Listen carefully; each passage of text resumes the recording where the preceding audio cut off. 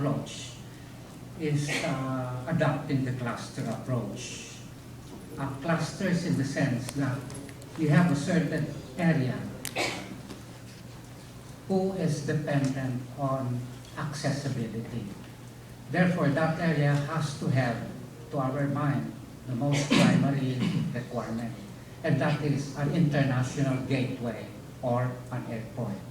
Once you have the access, you have to look into the tourist offerings surrounding that particular area, okay, as well as the attendant tourism facilities, primary amongst of which would be accommodation facilities. So you have an airport wherein people can come into that cluster. You have accommodation facilities, preferably of various categories, from a few luxurious properties to maybe inns, pensions, and lodging houses.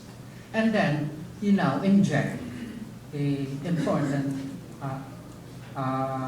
ingredient of attractions and leisure facilities.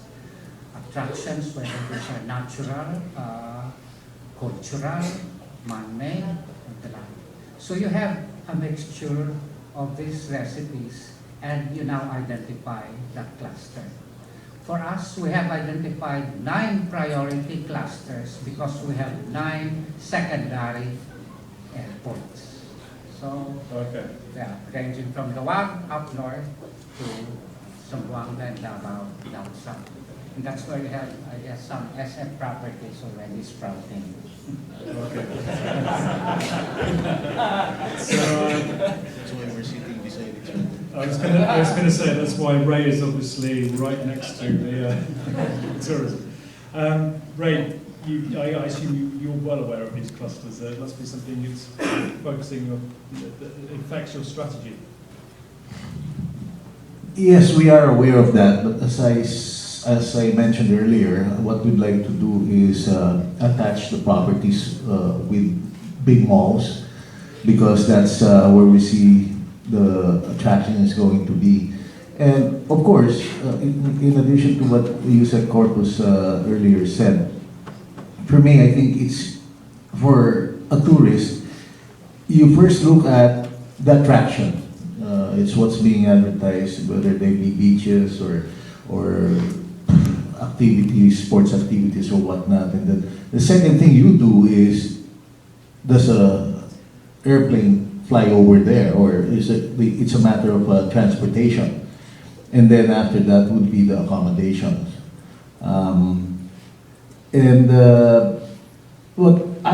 What I'd like to mention earlier, which I forgot to mention to you during your earlier question to me, we're not only looking at the tourism in terms of shopping and leisure. We're also, the big part of our segment is the MICE market, meetings, incentives, conventions, and exhibitions. It's a big chunk of the market that we are all targeting, and there are a big portion of our business of the MICE market comes locally. These are the pharmaceutical companies, the electronic industry, associations, government meetings, and this we see being a big part of our business in all our hotels. And also is also the big business, a big chunk of our competitors' business as well. And that's the reason why we're also building SMX Convention Centers. The mother SMX is in Mall of Asia. The second one we built is in Davao, right across the hotel that we just opened. And of course, the most recent one is in SMX Aura here in at the fort in Taguig. Obviously, MICE is a concept very close to your heart, I imagine, Karen. It's one that it seems that existing integrated resorts based around casinos, that MICE becomes a very strong revenue source in addition to the gambling. And is it an area where you see enormous potential here in the Philippines? And how does how will the nation make its MICE possibilities stand up and compete with those, again, throughout the region? I think, and I believe the Undersecretary mentioned this earlier, the necessity for diversification is clear. And even when you look at a market like Macau that is built, or has been built, and you'd argue almost solely off the back of the gaming industry, where they are at now and how they are moving forward is to provide a more diversified product. Gaming isn't for everybody, but it is an integral part of the overall hospitality tourism menu, if you like. And MICE has been a key part of that with an integrated resort in Macau, and it has been in Singapore. I think it will be a crucial part of the industry, the hospitality tourism industry here in the Philippines. The gaming industry here it's been here a long time, but in terms of it being an international appeal, it's in its infancy. Obviously, Resorts World opened a few years ago. You have Solaire opened quite recently, and obviously Belgrande is on track to open through next year. And there are a large number of very small boutique properties that are providing facilities to the local populace who are looking for that more exclusive facility. As gaming entities, none of them really stand up just on their own. It's just a casino. You need to provide diversification, and that includes a wide range of F&B, whether it's Jollibee to fine dining. You need to provide a large retail component. You need large entertainment facilities. And MICE, for both the domestic market and for international, I think becomes a key part of it. You need to provide for these integrated resorts for your industry as many different excuses as possible for people to travel to that destination, whether they be domestic travelers or international travelers. And MICE is obviously a very successful and very key component of that. You can get large companies with very fat checkbooks who want to come to your facility. And the reason for going to your facility is not because they want to hit the baccarat tables or slot machines. They want to come and they'll spend time at a convention or an exhibition. It brings critical mass to your property, as do all of the other types of facilities like the retail, the F&B and entertainment. And I think if you look at the two existing licensees that are operating today, Resorts World and Solaire, and if anybody has spent any time at those two facilities, whether it be a Tuesday afternoon or a Friday, Saturday night, the difference in the foot traffic between the two properties is clear. The newer, brighter, if you like, more polished and sophisticated property is the one with the much lower headcount right now. You could argue that it's a much nicer casino, but it's a much more incomplete facility today. Because they've only opened the first phase. The rest of the facilities, the MICE facilities, the additional retail, the entertainment facilities that they do not have, resulting really in the traffic numbers being down. If you look at the Resorts World facility, which is a very complete integrated resort, and you can do everything there from, get a haircut, go to a movie, go to, a fast food outlet, go fine dining, go to a nightclub.